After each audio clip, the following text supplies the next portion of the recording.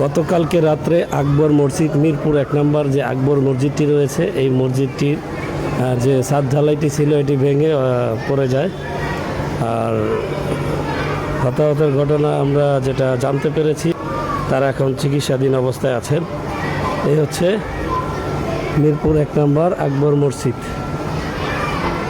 নির্মাণ কাজ চলাকালীন অবস্থায় ছাদ ঢালাই সহ ভেঙে পড়ে যায়।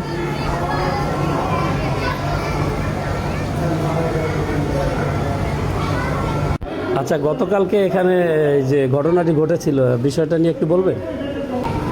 আমরা এখানে ছিলাম, ঢালাই যখন মোটামুটি 1/3 এরকম পর্যায়ে ছিল, হঠাৎ করে এটা ক্রাশ করল। আচ্ছা, আমরা যেটা জানতে পেরেছি যে এখানে যে ঘটনাটি ঘটেছিল গতকালকে একটু বৃষ্টি হয়েছিল, বৃষ্টির কারণে এরকমটা হয়েছে কিনা?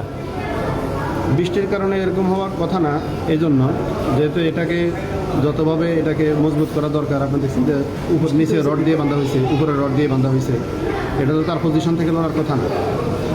এখনো মানে বিষয়টা কি কারণে হয়েছে এটা আমরা কিছু বুঝতে পারতেছি না। আচ্ছা, কোনো হতাহতের ঘটনা ঘটেছে কিনা বা কেউ আহত হয়েছে কিনা? কোনো হতাহতের ঘটনা ঘটে নাই এবং কেউ ওরকম মারাত্মক কোনো ইনজুর্ডও হয় নাই।